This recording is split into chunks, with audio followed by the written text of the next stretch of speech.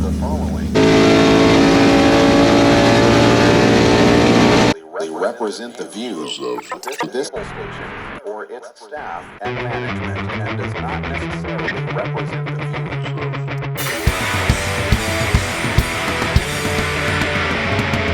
Welcome back to the channel. Welcome back to the channel.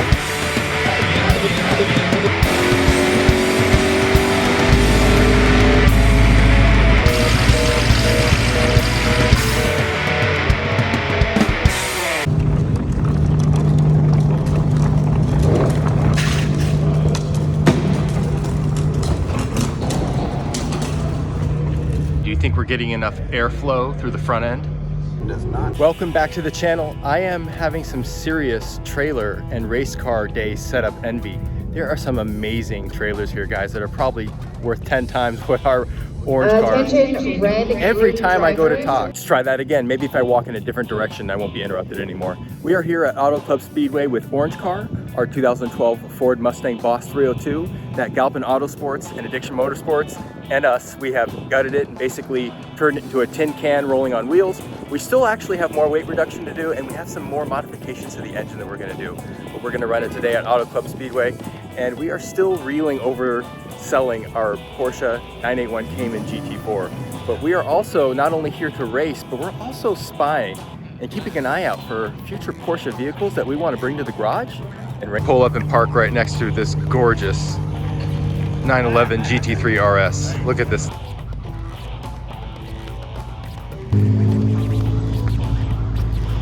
I did a video a ways back on Auto Club Speedway track review, and at the time it was closing down at the end of the year. Again, the extension has continued. It is open for another year, and this is Orange Car's home track.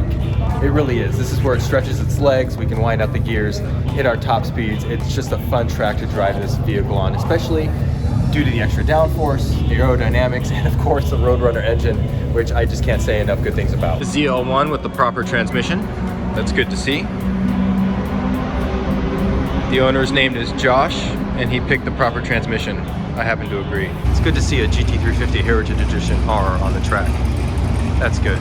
Very good. And does not necessarily represent. Okay, well, that's enough talking, right? We're here to race. You guys know how these videos go. I'm just gonna...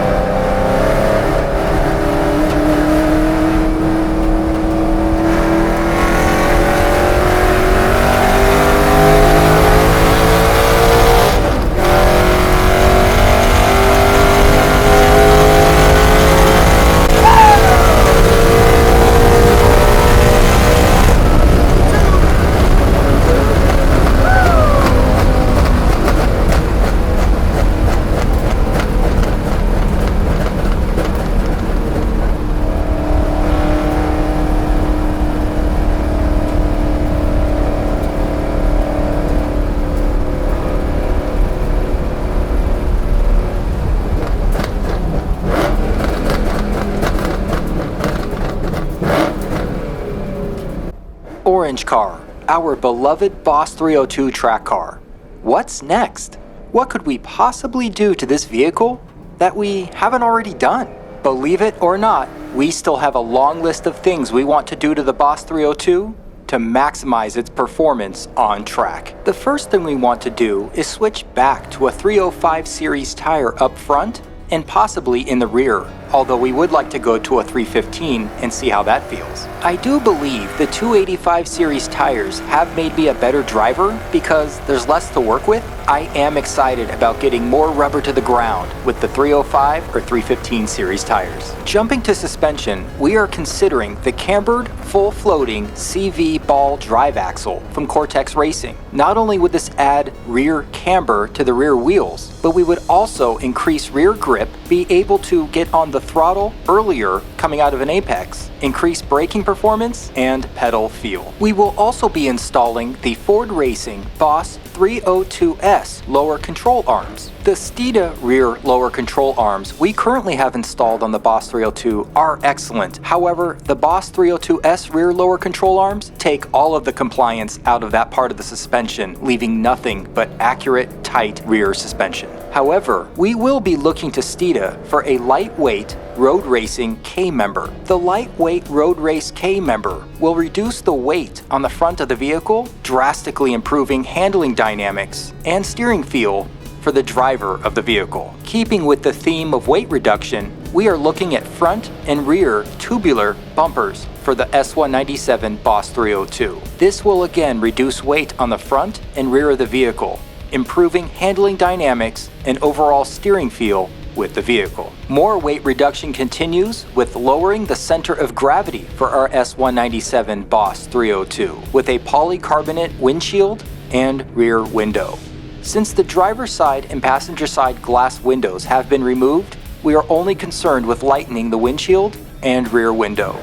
This method of weight reduction will help reduce the center of gravity, improve driving dynamics, and handling. Next, our Boss 302 track car would not be complete without a proper aluminum racing fuel cell and moving the battery to the trunk. Not only will this action save overall weight on the vehicle, but we will actually be able to control our fuel pump with an on and off switch. A track car has to have a fuel pump on and off switch, right? Lastly, if anything ever happens to this engine, well, I doubt anything will happen to the Roadrunner. It's an amazing engine. But if anything ever happens to the transmission, well, it's an MT82. We will be looking to a custom, high-revving, naturally aspirated 5-liter or 5.2-liter engine and a T56 transmission. As you can see, there's a lot left on the table we still want to complete for our Boss 302 track car. Subscribe now so you don't miss the Stage 3 build for Orange Car. It's also time to keep our eye out for the next Porsche that's going to grace our garage, steal our hearts, and lead the way on the road, highway, and racetrack review series here on the Tracking Ponies YouTube channel. Thank you so much. The following is a public access program and does not necessarily represent the views of this cable station